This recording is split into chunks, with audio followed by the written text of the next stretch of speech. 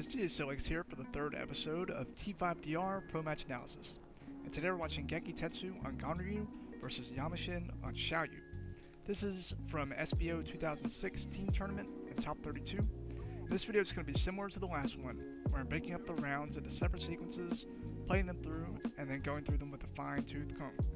What I'm trying to do different this time is to learn more about the matchup and the opposing character, so instead of it just being an analysis of the match itself, I want someone that's wanting to know about the general matchup to be able to reference this video, and also when I noticed some unoptimal punishes or combos to then show the more optimal option. So let me know after the video which you prefer, whether to stick strictly to the video or also show the more optimal options that happen during the match. And you know the drill, let's watch the match all the way through, then we'll break it down. I gotta work on my live commentary. So let's go. Round one. Alright, down for 4-1. Gets the salt upper. We're gonna talk about this combo, bro. It's so freaking good. Oh, so nice. It's the clutch block on down for 3. Nice block, punish on down 2. It's the string. Shit is too much damage. Gets the kill with the 1+2 ground hit. Nice up back 1 start. My favorite.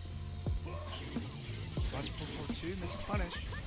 Sidewalks up 4-4-2. Well, I don't want to talk about that. Wall rising 3. Man, you don't see that often on Ganryu. Nice. Down 4-2-3. Gets the down 4-2, but misses the combo. Up 4-1. Don't like that one. I'm an up back 1 kind of guy. 4-3 again. Gets the counter hit while rising 2. And a jump over mix up. Oh, God, that's so nice. Round 3. And with AOP makes that jab whip. 1+2 with punish. Oh, so nice. What a great grab break. Challenges a 4-3 and actually trades with it. Grab punishes. Gets the side step, down forward 2 punish. Watch this. Oh, the whiff, the low parry, the choke, the grab break, and then down forward 4-1. I love that sequence, man. We're gonna talk about that. And watch this. 1+2 with punish. Down forward 2-3. Watch this combo, dude. It's so nice, bro. Wall rising 2, 2-1, 2-1, wall splat 2-1, 4-2. Oh my God, perfect. Literally perfect. In all senses of the word. Like, perfect round, perfect game. It's a great match. I'll see you in round 1, sequence 1 in just a second. Alright, I am back for sequence 1. Let's let it play through, and then we'll go back with the fine-tooth comb. Round 1.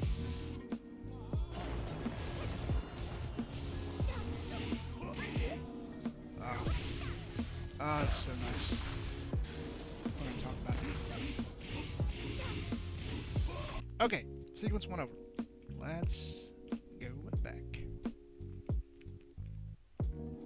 Alright, so first, Round 1. you know, you have this sort of DR mid-range game, right? This is like the comfortable space of DR. This is where DR sort of happens a lot of the time, is in this area. You know, because the movement's so good, the backdashing's good, the sidestepping's good. So a lot of times people will play in this range right here. And the whiff things, and you know, they'll try to catch people coming in. So Gekitetsu does down 4-4-1, and he catches Yamashin coming in. You know, down 4-4-1 is just a great space control tool. Usually you just want to do down 4-4 because it's easy to hit confirm it. And he's actually +8 on hit here, and right after he does 4-4-2, right there, dude, 4-4-2, Yamashin interrupts at 1-2. Now apparently 4-4-2 is 17 to 18 frames. I think you may add a frame or 2 depending on how you do the forward input.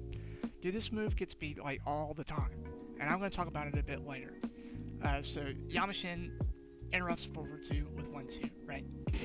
And he whiffs the grab, okay? And now watch this. Like, I thought at first that Gekitetsu did the salt upper when he saw Yamashin go into AOP. As you can see here, Gekitetsu just... it's kind of funny because he just does it, dude. Like, Yamashin has not gone into AOP at all. You know, he just like... he sees Yamashin with the grab and he just does automatic salt upper, right? And then Yamashin goes in AOP. I don't know if he saw it beforehand and thought he could duck under it. I don't think he did. I think he just wanted to go into AOP. Because you see, he might have thought he could sidestep it now that I'm thinking about it. Because AOP does have like a built-in sidestep left to it. But that did not happen. So Yamashin just gets absolutely rocked by Salt Upper. And the combo that Gekitetsu does here, it's actually two combos, okay? So it does Salt Upper back 2, dash, back turn, 1+2. That's one combo, okay? That's 48 damage. And then he does get up 1+2, which is blocked, sit 2, and so while crouching, 1-1-1-2, down 41. Now, what's kind of cool is that the Salt Upper into back 1+2 does 48 damage, and then the Sit 2 combo does 48 damage. So it's kind of interesting, for a total of 96 damage. Now, the first thing I want to say, when I saw this, I thought, oh my god, that was awesome. Then the second thing I thought is, I want to hit this in a real match. And I did, dude. Roll the clip, me. Really? Oh. Salt Upper? What the fuck? I'm not gonna lie, I'm proud of myself for that one. And then the third thing I thought is, why the hell did he do that Salt Upper? you know the meme with the lady staring into the distance with the math equations, like it popping on the screen? That's what I felt like trying to figure out why he did Salt Upper. Because it's really, I hate to say, it's not that good of a move. It's slower than Waiting for Christmas. It's 32 frames. It's +9 on block, so that's nice. It high crushes, but it's also very easily steppable. I'm surprised AOP didn't avoid it. So I think he just did this just to apply pressure, like he thought Yamashin would just block and he'd get +9. And also the first part of that combo, the Salt Upper into back turn 1+2, it's not easy to hit. It can be very finicky because Ganryu can hit with a back turn 1+2, but it not cross over. And let me show you what that looks like really quick.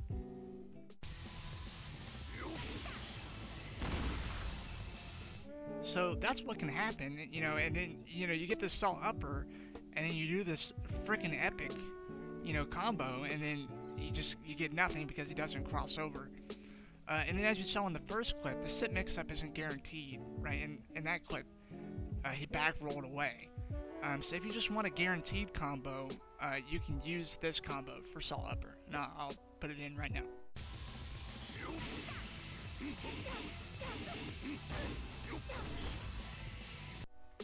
So whenever I hit Salt Upper now, I just do that, and even that's kind of hard because when they fall, like their hitbox is all like wibbly wobbly. It's kind of weird, and it took me an embarrassing amount of tries to even hit that combo. But yeah, Salt Upper is a really cool combo starter. It's not a very good move, but God, it looks so cool. So I think the sequence shows Xiayou can kind of outbox Ganryu because of his slow frames.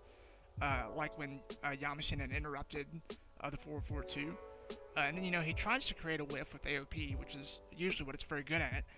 But he just happened to be receiving in on an extremely swaggy Salt Upper and Sit 2 combo.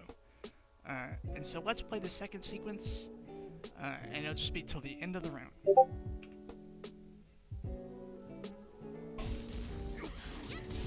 it's the block him down for 3. Block on the down 2. Gets him with the string. That does so much damage. Then the firecracker is blocked and punished.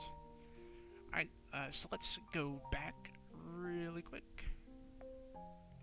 So in this sequence, Yamashin shows kind of getting in that flow state of Xiayou. So first he makes a hard read, waking up blocking and blocks it down for 3 and punishes with a wall standing 4 here. Now I went into practice mode to see if Xiayou can launch off of blocking this. She cannot. And I came away with that. If you're going to block low with Xiayou, you should just low parry, because her wall rising 2 has to be charged to launch, and so the best Xiayou gets here is actually up 4, 3 plus 4, and I'm going to show you now the difference Xiayou gets from blocking and from low parrying Ganryu down 4, 3. Let me show you that.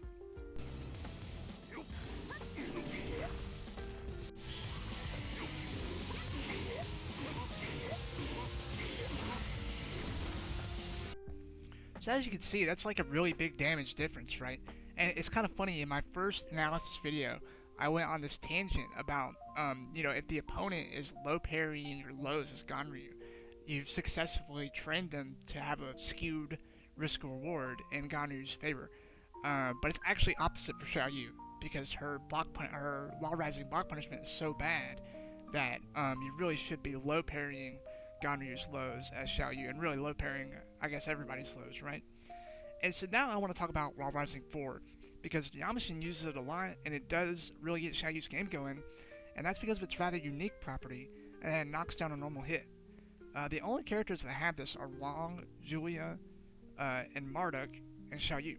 So wall rising 4 is 11 frame startup, it's a knockdown mid, it's minus 10 on block, so it is unsafe, which is rare for a wall rising 4, but it's to balance out its strength, right? I think the best way to use it is exactly how Yamashin uses it, right? It's your fastest wall rising button, and it swings the momentum in your favor. And from this, Yamashin starts to roll, dude. So he whiffs 4-3, which is a crazy whiff because it has such high horizontal range. Like that thing hits from across the continent. And then he blocks down 2 and punishes again with wall rising 4. Which he could have gotten enough for 3 plus 4 there, but wall rising 4 is good for Oki, so it's not a bad move at all. And then he catches Gekitetsu. This is crazy. He catches Gekitetsu with the 1 down to 1 plus 2 string. Now he misses the 1, but he gets the down 2 and the 1 plus 2. And from this, you get a guaranteed 4-3 grounded hit. And get this, that does 59 damage, dude. 59 damage. That's crazy. And then he does the so 4-3 can transition into AOP. So he transitions into AOP here. And then let's stop and talk about good old art of Phoenix. Because it is kind of Xiaoyu's defining feature, right? It's a stance where as you can see, she gets very low to the ground. It is very, very evasive. It also has a built-in sidestep left to it when you initially go into it. AOP has 25 total options, has 13 mids, of which 6 are launchers that they do a combo, 5 lows, and 6 movement/transition options, as well as 4 moves that can transition into it itself. 4-3 we just saw, right? So Xiayou has a lot of options, and mainly I think you see a lot of Xiaoyus going into AOP to get a whiff on a high or a mid and launching it, but there's just a lot of different things she can do, and it's very important for her game plan overall, right? So I'm not gonna go super into detail of like everything in AOP, but just know, like, if you're playing Xiayou, you kind of need to be in AOP to have the game plan that she wants to do, right? And so then he forward rolls into AOP 4-3, which is Firecracker. And on block, I was like curious because AOP 3 is a low that does 15 damage. And then this 4-3, which is much slower, also does 15 damage, and it knocks them down, but like I don't think you get anything guaranteed from my messing around in the training room, right? So I'm like, what is this for? But I think the strength of it is that she recovers grounded, but recovering grounded just isn't that much of a strength against Ganryu because he just has 1+2 the do everything button, and so that's exactly what Gekitetsu does here, and he hits her with a grounded 1+2. Bam! Okay, and so let's go to the second round, first sequence. I'll see you in just a second. Alrighty, round 2, sequence 1, let's go. Alright, Sib, let's go. Classic up back 1. Little bit of whipping. Blocks 4-4-2. Beautiful sidestep left. Beautiful Lashman sidewalk left, excuse me. Left, left. Down 4-2-3. Drops the combo. Okay, stop. Let's rewind and let's go through this. See you in 1 second. Alright, good old round 2, sequence 1. So first, up back 1, my beloved. This is honestly, in my opinion, the best round start as a Ganryu. You can counter hit the opponent if they try to move in and it knocks down and kind of pushes them away. It kind of becomes your turn to run in. I feel like I talk about this every analysis video, but it's because Gekitetsu likes to do it on round start, and I sometimes I don't do it on round start, but a lot of times I do because Ganryu's moves are so slow. And most of the time, you're not gonna win on round start if you are both pressing buttons. You know what I mean? Like the only thing you can even dream of winning with is back 1+2 headbutt, because what are you gonna jab? It's 12 frames. They'll beat you with their 8-frame jabs. So that's why like having a backwards advancing, forward facing hitbox. I mean, it's just so good. And of course, testing would need to be done, but I highly doubt doing up back 1 on round start can end up in a negative situation for the Ganryu. Like, I think at worst, it's like you do the up back 1 and then like dash forward, and you're kind of like, they're close to you.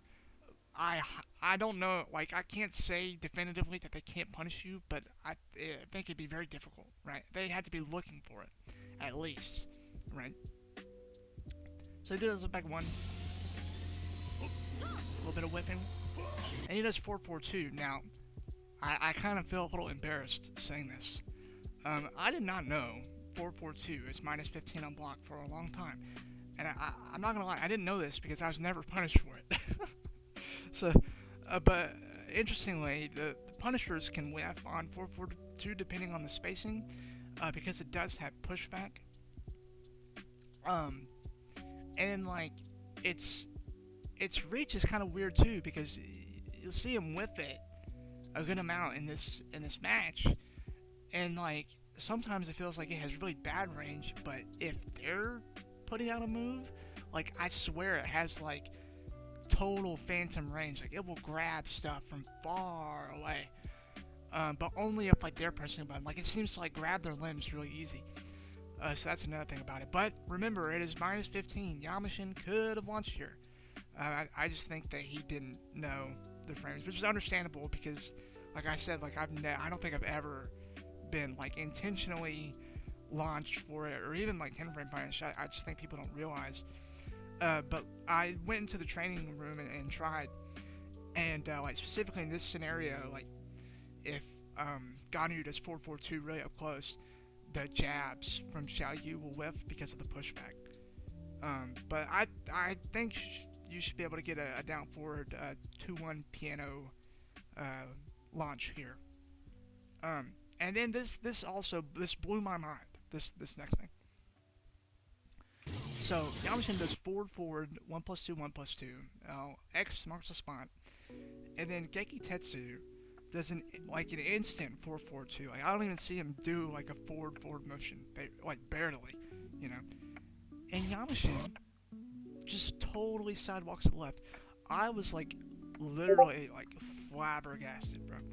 I have played probably close to 1,000 matches with Ganryu in DR, and I have never had 4-4-2 stats. Literally never. I was under the assumption that it fully tracked both ways. But here you can see it was sidewalk to the left.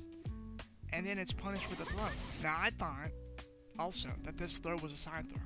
This was not a side throw. Let me rewind this back a little bit. Do you see how much to the side he is? Can you believe that is not a side throw? That apparently to DR is straight up just a front-facing throw. I gotta give Yamashin this one. He was kind of robbed on that one. And so yeah, it's punish with a throw. And I just had to test this out. I was so floored because I did not know that it could be walked. So I tried in practice mode by my lonesome, but I could not get the walk. I tried like 50 times as Xiayou having Ganryu do 4-4-2, and mind you, I knew when it was coming. I could not walk it. Well, you know, the saying goes, I get by with a little help from my friends. I think the Beatles said that, and I hope the Beatles said that, or I'm going to embarrass myself. So I politely e-begged in Discord for someone to recreate this situation with me. And my friend Virtual from Tekken Underground graciously helped me out. And so let's cut to this clip of us recreating this situation.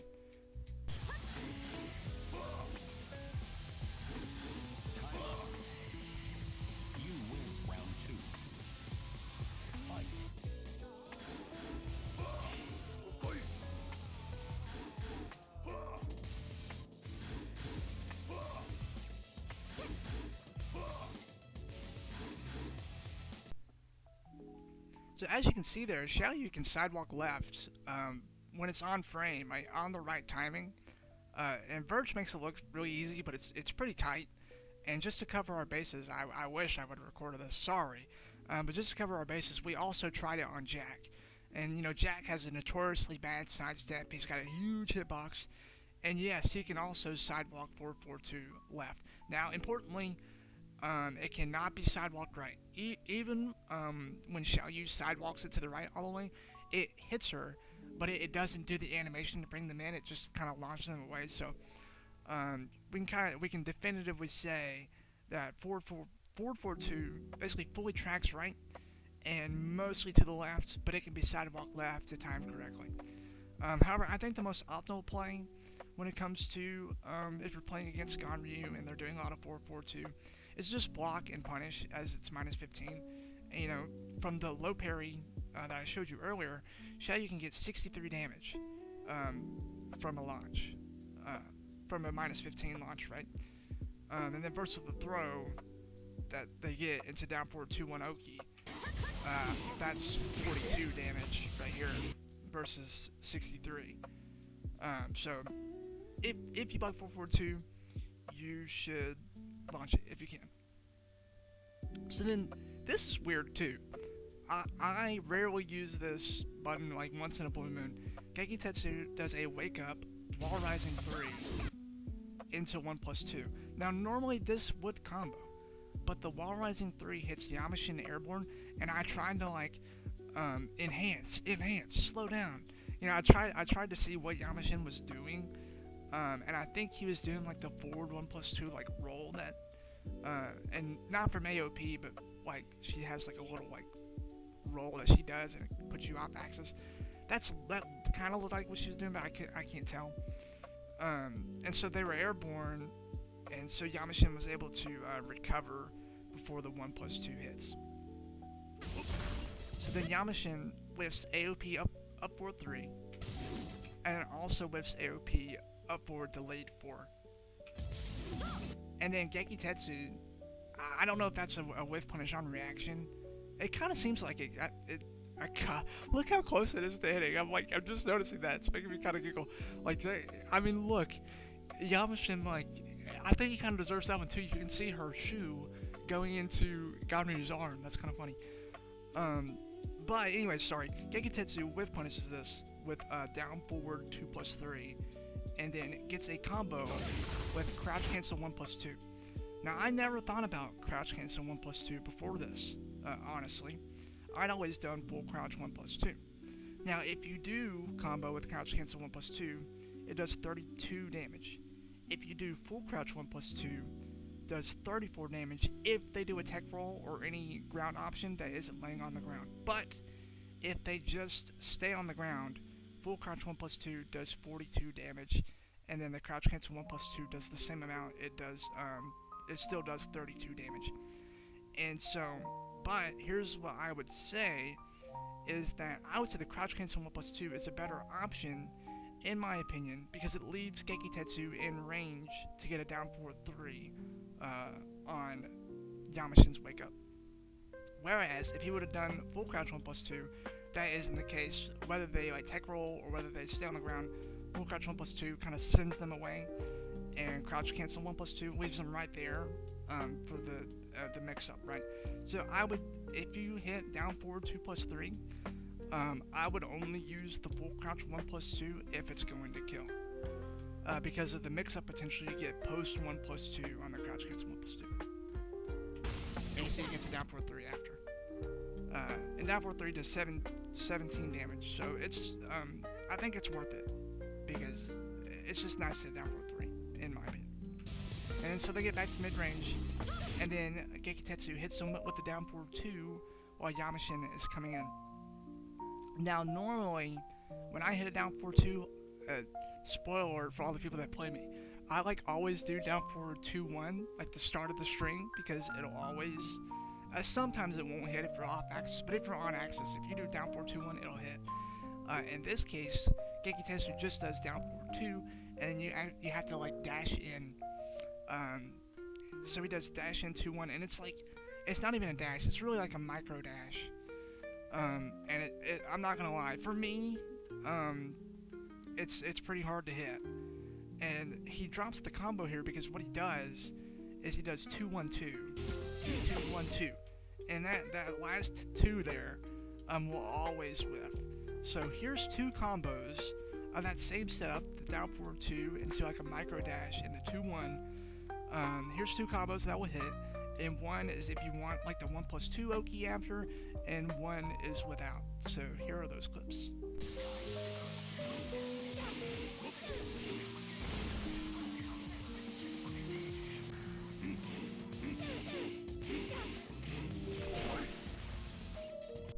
So those are just 2 options from the same starter that'll work, and those will not drop.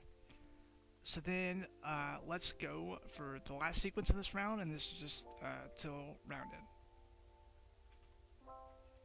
I said, dude, I gotta stop doing that. Jump, the upward one. It's down 2, 4, 3. Counter hit while rising 2. That's a sick jump over. Crushes the blow. Alright, let's wind it back and go over this sequence. Alright, round 2, sequence 2, let's go. So, Yamashin wakes up AOP into jump, and is caught by down forward here. But it's off axis, so Gekitetsu doesn't get a full float. He tech rolls, and you see Yamashin doing wake up AOP. Or I'm sorry, you see Yamashin doing wake up AOP, and I assume that's because it beats all high options, and some mids if you do butterfly. Now why is he doing AOP jump? Well, there's a low and a couple mids from AOP jump, or he can do his while rising options when the jump lands. So there's a good few options from that. To me, it just seems like he wants to keep Gekitetsu on his toes, like kind of showing him like, here's the options I can do, and also, you know, it can be evasive towards lows. But Gekitetsu isn't really waiting around and reacting to AOP, he's kind of just directly challenging it, right? And then Gekitetsu does up forward 1. Gotta say, not a fan. I'm more of a up back 1 guy myself. You just shouldn't do this in my opinion. I just think you should always do up back 1. It's safe on block either way, but I just think up back 1 is better because of the, you know, you're moving backward. There's so many moves in this game that do that.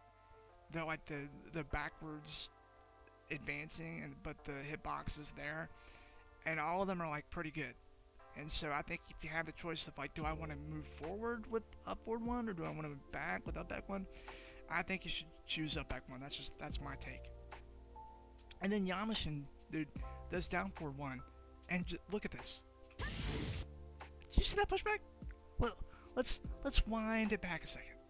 Let's just wind it back a second, dude. It's like he's on ice, dude. So I saw that. I saw this down forward 1. And I just went like, what the hell? And I immediately booted up the game in practice mode. I was like, that can't be right. because that pushback is absolutely insane. And I may want to talk about this move really quick, 'cause it's a pretty unique down forward one. So only Xiaoyu's, Christie's, and Eddie's, they're the only down forward ones by themselves that can go into a stance. Paul's can go into backsway, which is like kind of a stance, but I'm not really counting it. And then Steve has some strings that start from his down forward one that can go into stance. So Xiaoyu's down forward one here is pretty unique. It's 14 frames, it's -3 on block, +8 on hit, and it can leave her in rain dance stance / back turn, whatever you want to call it. And Xiayou has a lot of options from rain dance stance, and we'll go over that in just a minute. And I also checked everyone's down forward one on block, and this isn't scientific, of course. I wish it had like a range indicator like they do in like Tekken 8. But from my naked eye, hers has more pushback than any other down forward one on block. So I think Xiaoyu's down forward one is really good. I'm not gonna say it's like one of the best in the games, but I think it's really good because it allows you to enter a stance that she wants to be in, right? It's like helping you achieve your game plan, right? Just from your down forward one, like you can just go into the stance that you want to be in. If you want, you don't have to. That's another thing. You don't have to. Just if you want. And then the pushback on block is just crazy. Like you can see here, you know, Gekitetsu blocks this down forward one. Now, mind you, he is also like in the middle of a backdash. So that's probably also part of the pushback. But when I was in training mode doing it, I mean, it pushes back really far anyways. It just kind of adds to the hilarity because it's like, look at this. Look! It's literally like he's on ice skates. And look how far that's put between them. It's like it's back to mid-range. You know what I mean? You hit them with down forward one and just boop, suddenly they're halfway across the screen. And Yamashin isn't vulnerable at all because you don't have to enter back turn. Just you know, you can almost do it like on hit. You can stay back turn on block, you just hold forward and you're forward. So I think it's a really good down forward one. So those are my reasons in considering it a strong down forward one. And so now do a thing at mid range. Yamashin does down for 4, Gekitetsu whiffs down 2. I got a Gekitetsu-san, bro. I ain't trying to dig on you. You're the better Ganryu player, but you gotta be hitting your down 2s, bro. It's pretty hard not to hit if they're not like actively stepping around it. It has so much horizontal range. Just every time it's just a little bit too far, just a little bit. And the whiff recovery is huge, but because you're so far away, like you don't have to worry about it too much. But that's just something I noticed. Like I don't think he hits one down 2 here the whole time, and that's saying something because down 2 is pretty easy to hit, even though it's slow because you do it from so far away. You know. And then Yamashin hits the 4-3, and I want to talk about this move, man, because this move it's something else. Yamashin likes to use it a lot, and for good reason. It's a low crush mid. It is a counter hit launcher. It's 23 frames, -1 on block, and +3 on hit. Does 25 damage. It can be an ender from a wall splat. It also leaves them crouching and leaves Xiayou crouching after. It can be an ender from a wall splat. It hits grounded like we saw a bit earlier after the down 2, 1+2. It also does 25 damage there. They don't lose any damage from that. Like I said, you cover crouching, and you can mix up from that crouch, right? It's kind of like a Swiss Army knife do everything move, you know, in my opinion. Like if you play Xiayou, you should definitely be using this move. It is linear. It is very steppable. But most moves in this game are. So like, you know, don't let that deter you. If they show, because like you can't really react to it is a thing, so they can't like step it on reaction. They already have to like kind of be stepping, you know. So Yamashin gets a little whiff punish with the down 3 on the down 4-2, and then he does an immediate wall rising 2. I think Gekitetsu here is doing a down 4 2+3, and so wall rising 2 is a counter hit launcher, and the counter hit, or I'm sorry, the combo he does here, and I'll put it up, is counter hit, wall rising 2, 1 down 2, Rain Dance Dance, 2-1. Forward, forward, 2-1. And that's the end of the combo here, because he does like a jump over mix up. So the combo here does 42 damage. Now, if you don't want to do the jump over mix up, and you want to just do the combo itself, or, you know, like get a wall ender, just like a normal combo, you can do 4-3 as the wall ender, and it'll do 60 damage. But so he does a jump over down 4, which, I'm sorry, jump over mix-ups are so cool, right? Like, I love jump over mix-ups, so cool.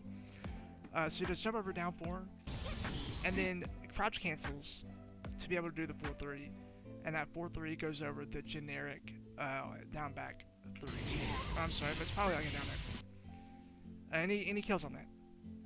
And so let's go to round 3. I'll see you there in just a second.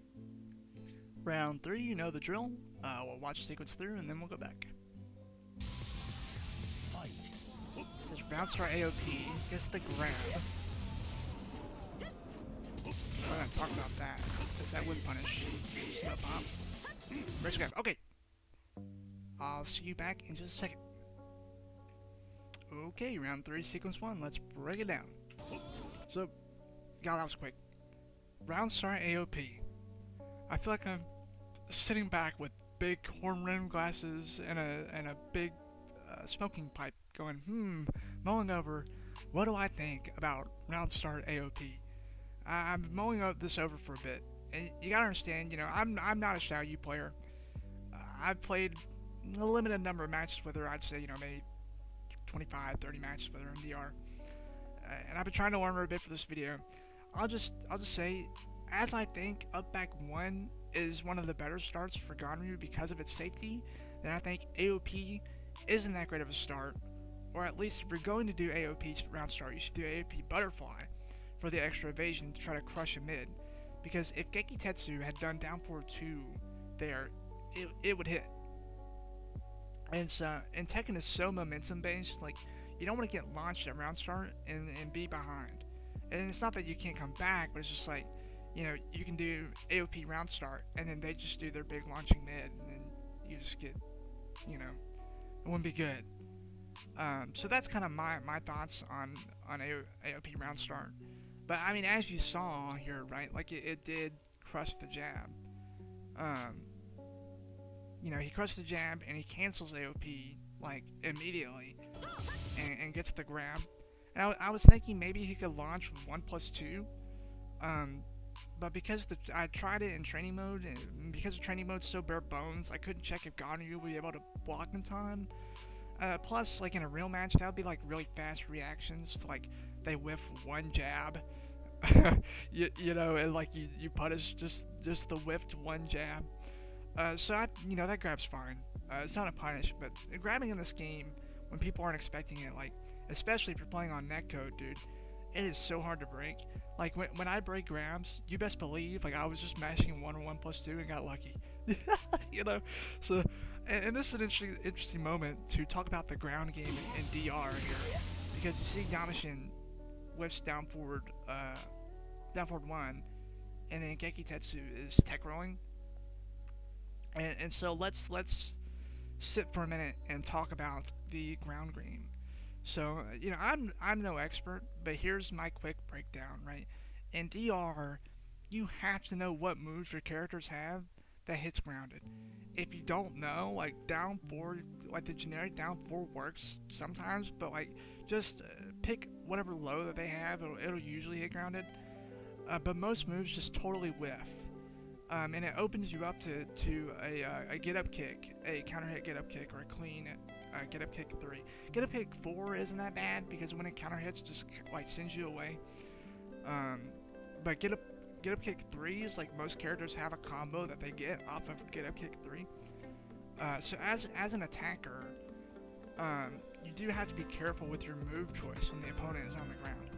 Now, as the defender, when you get put on the ground, the safest option is to just tech roll, and that'll put you right back up, and it'll dodge any moves that would have hit grounded. However, when you tech roll, you're basically accepting to be put in the attacker's Oki, because you're minus a bunch. You can try to, like, sidestep or sidewalk if they do, like, a very slow move, but they could also, like, delay or, like, dash in, you know, kind of realign themselves. And that's if the sidestep or sidewalk would even work, because you are like super minus. But tech rolling basically ensures you won't have to deal with the ground game, but in so doing, you'll be mixed up. Now, if you stay grounded and the opponent decides to mix up with like what they would do if you were gonna tech roll, it'll usually avoid it unless what they were going to do also hits grounded. That's something with Ganryu. Like the stuff that Ganryu wants to do, like on Oki when the tech roll, also like most of the time just hits grounded, and so it's kind of a double whammy. But if you stay grounded and the opponent decides to mix up, you can usually totally avoid it and get like a free counter hit, get a kick 3, and get a little combo off it. And so it makes staying on the ground very strong. However, if the attacker realizes you're going to stay on the ground, then they get to have free damage over whatever move that hits grounded. You can back roll to make a move with, but usually back roll is like really bad. It can get punished by basically everything.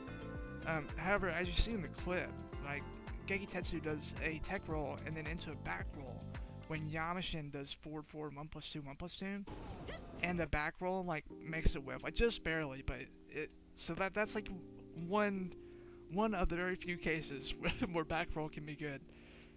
Spring kick, I think, should be used like once in a blue moon. It kind of has the upsides of staying on the ground for like that first second or two, and it has more range than the get up kicks and slightly more damage. Except for like a counter hit, get up 3, that will do more damage than a spring kick. But if it's just like a normal hit, get up 3, or normal hit, get up 4, spring kick does more damage. And then forward roll into cross chop, I basically never see that. It gets beat out easily the same way that back roll does. And so just to simplify, right, you should default to tech roll.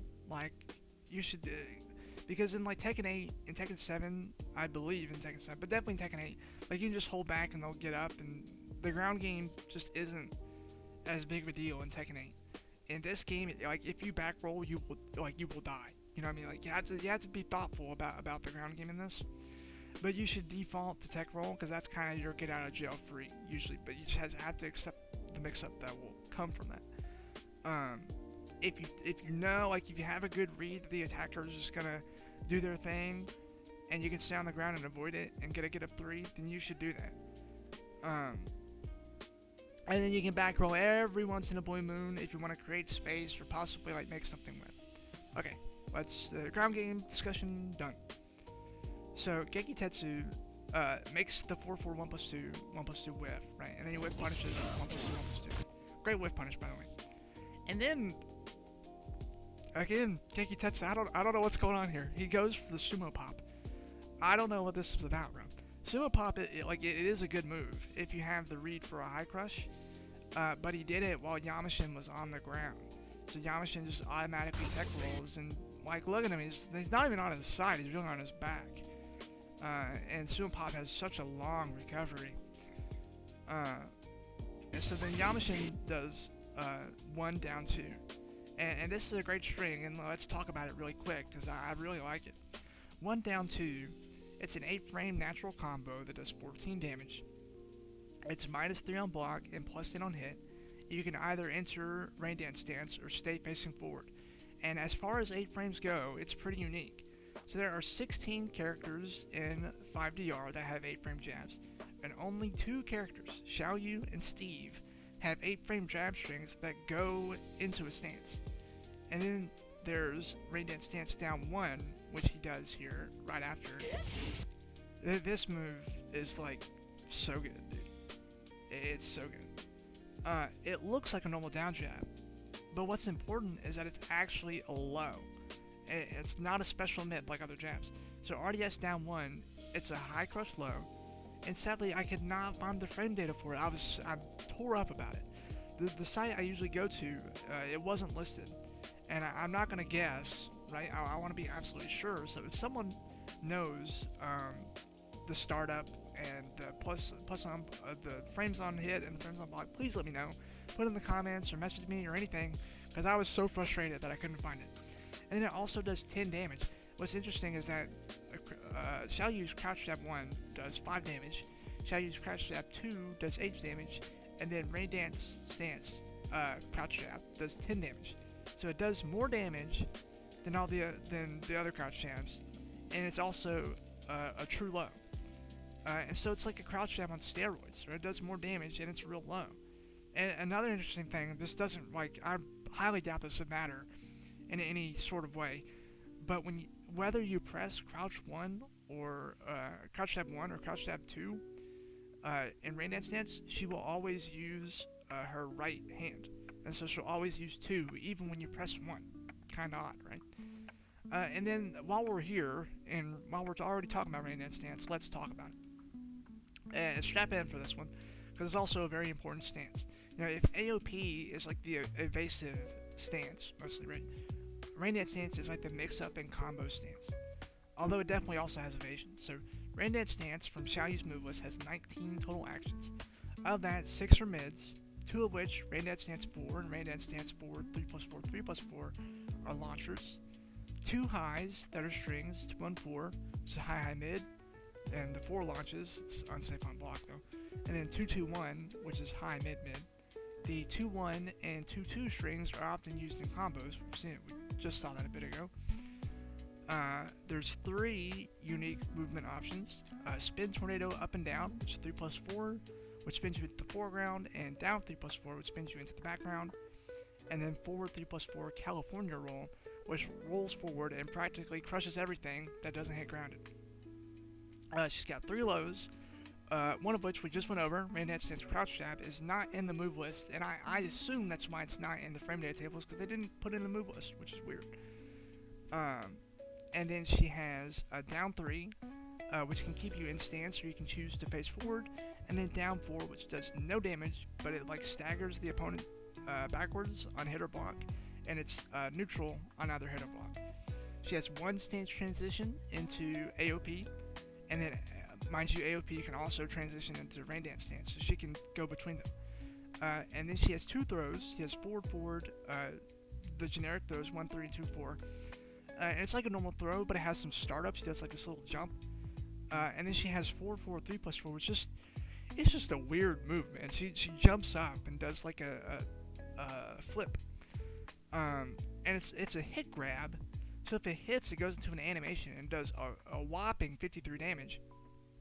But here's the thing, if they block it, but she lands on their head from jumping high in the air and flipping, if she lands on their head, it still grabs them and does 30 damage even when they're blocking. And then here's what's most cool, is she has 2 command parries. So 1+4 is a high and mid parry, and then down 1+4 is a low parry. This is so cool, because command low parry was a mechanic in Tekken 3 that only some characters had, and she basically retained that, but just in back turn. It's pretty neat, kind of almost like a little Easter egg or something. It's pretty neat.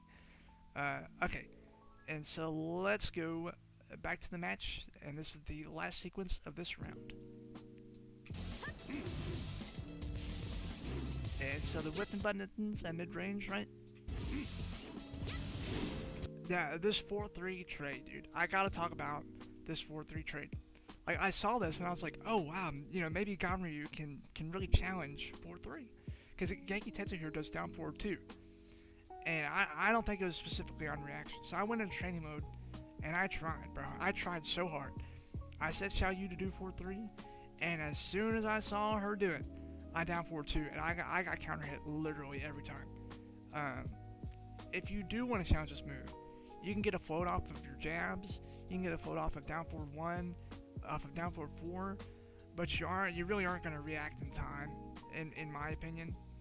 I found I could headbutt react in time, but mind you, this was also in practice mode when I knew when the move was coming. So in a real match, I just don't know if it's reactable enough, especially not for the moves that will actually float and you can get a combo off of. Maybe with headbutt, maybe. But overall, I think it's just better to step it or sidewalk the move and punish, because the move is, again, very, very linear. You can just totally even a little side step will put you off axis. And it also has a huge horizontal range, and so it's just best to move laterally. So it's easy to sidestep, and then if you do get a sidestep on it, I would do down forward 1+2-1 instead of down forward 2, because down forward 2 likes to whiff a lot when you're off axis Ganryu. So yeah, that's my take on 4-3, like challenging 4-3 as Ganryu. And then look at what Gekitetsu does. This sly dog, him. So he whips the first hit down of 1+2, and he goes for the old gimmick of the second hit 1+2. Now, as y'all might know, I'm a 1+2 enjoyer, and you know what I love even more than the first hit of 1+2? The second hit of 1+2. Because you see how low he gets here, like he's hunched over. It just completely crushes highs. So what happens is, not in this case, it isn't so. Yamashin is patient. But if they block the first hit of 1+2, which is -12, and go for the jab punish, the second hit of 1+2 will trade in your favor and launch them for a full combo. It's kind of messed up, honestly. And then this second hit of 1+2 is -14, so I'm pretty certain that throw is the highest damage Xiayou gets here, because you can't launch until 15, right? So Yamashin blocks and gets the throw. Very nice. And then he gets a little chip with a generic down forward. And he does 4-4-4. Actually, forward 4-4, yeah.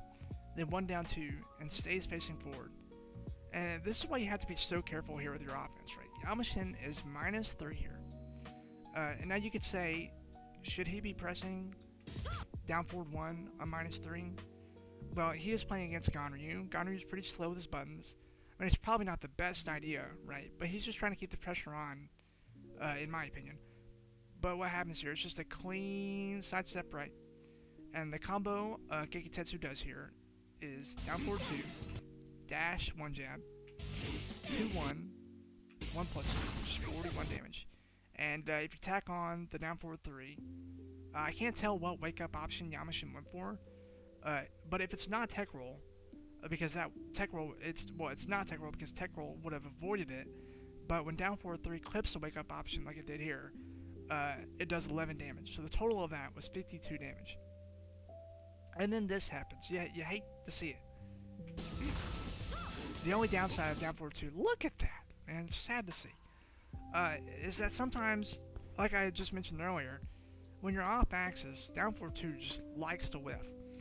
And I went into training mode and tried to recreate this, and I'll say it's inconsistent sometimes. It hits, like sometimes it hits and sometimes it doesn't, right? And I think it doesn't hit when as Ganryu, like you get near their back, or it could be Xiayou is advancing forward and Ganryu goes slightly forward with the down forward 2. It happens so fast, it's really hard to tell. But I had definitely had down forward 2 whiff after sidestepping, but this particular instance, I'm not really confident enough to say if it's the move itself or just like the hitbox of DR in general. So like they pass each other like 2 ships in the night, right? Just like totally completely whiff each other. And then Gekitetsu goes for 1+2. Yamashin interrupts with 1-2. And then Gekitetsu gets the clutch whiff parry, right? But he chokes and does down forward 1-4. You can launch off a low parry with Ganryu. And so let me show you that low parry combo right now.